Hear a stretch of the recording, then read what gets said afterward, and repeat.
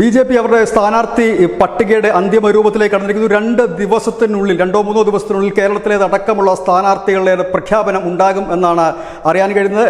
March ആദ്യ വാരത്തോടുകൂടി രാജ്യത്തെ എല്ലാ സ്ഥാനാർത്ഥികളുടെ പ്രഖ്യാപനവും ഉണ്ടാകും. 29-ാം തീയതി ഫെബ്രുവരി 29-ന് ദില്ലിയിൽ ഒരു യോഗമുണ്ട്. അതിനുശേഷമായിരിക്കും പ്രഖ്യാപനം ഉണ്ടാകുക.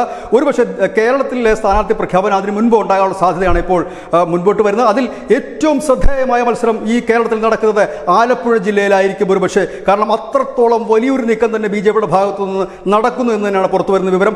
ആലപ്പുഴയിലേക്ക് പരിഗണിക്കുന്ന പേര്, ആദ്യമായി പറഞ്ഞു കേട്ട പേര് കെ.എസ്. രാധാകൃഷ്ണൻ്റെതായിരുന്നു. ബി.ജെ.പിയുടെ നേതാവാണ് കെ.എസ്. രാധാകൃഷ്ണൻ. കെ.എസ്. രാധാകൃഷ്ണനെ മത്സരിപ്പിക്കാനുള്ള ഒരു പരിഗണിക്കുന്നു എന്നുള്ളൊരു വാർത്തയായിരുന്നു ആദ്യം വന്നതെങ്കിൽ ഇപ്പോൾ വരുന്ന പുതിയൊരു വാർത്ത എസ്.ഡി.പി.ഐയുടെ അല്ലെങ്കിൽ പോപ്പുലർ ഫ്രണ്ടിന്റെ ക്രൂരമായ ആക്രമണത്തിൽ കൊല ചെയ്യപ്പെട്ട രഞ്ജിത്ത് ശ്രീനിവാസിന്റെ ഭാര്യ ലിഷ രഞ്ജിത്ത് മത്സര രംഗത്തേക്ക് എത്തുമെന്നാണ് പുതിയ വാർത്ത.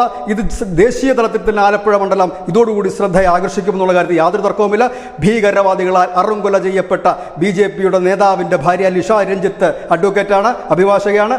അവർ രംഗത്തേക്ക് എത്തുമ്പോൾ കളം മാറുമെന്നുള്ള കാര്യം ഉറപ്പാണ്. പ്രത്യേകിച്ച് ക്രിസ്ത്യൻ ധീവര വോട്ടിൻ്റെ ഒരു വലിയ ഭാഗം ഈ ബി.ജെ.പിയിലേക്ക് എത്തിക്കാൻ ഇതുമൂലം കഴിയും. ഒപ്പം തന്നെ ബി.ജെ.പിയുടെ പരമ്പരാഗത വോട്ടുകളും ബി.ജെ.പിക്ക് വലിയൊരു മുന്നേറ്റം ഉണ്ടാക്കാൻ കഴിയുമെന്നതിനേക്കാൾ ഉപരി രാജ്യത്തെമ്പാടും ശ്രദ്ധിക്കപ്പെടുന്ന മണ്ഡലമായി ആലപ്പുഴ മാറുന്നു. ഭീകരരുടെ ആക്രമണത്തിൽ കൊല്ലപ്പെട്ട ബി.ജെ.പി നേതാവിൻ്റെ ഭാര്യ മത്സരിക്കുന്ന മണ്ഡലം എന്ന നിലയിൽ ആലപ്പുഴ ശ്രദ്ധേയമാകാൻ പോകുന്നു. ഏതായാലും അനവധി പേരുകൾ പറഞ്ഞേക്കുന്നു. പക്ഷേ ആലപ്പുഴ സംബന്ധിച്ച് ഇതുവരെ ഉയർന്നു വന്ന ഒരു പേര് കെ.എസ്. രാധാകൃഷ്ണൻ മാത്രമായിരുന്നെങ്കിൽ ഇപ്പോഴത്തെ മറ്റൊരു പേര് കൂടി വരുന്നു. News desk, news India Malayalam.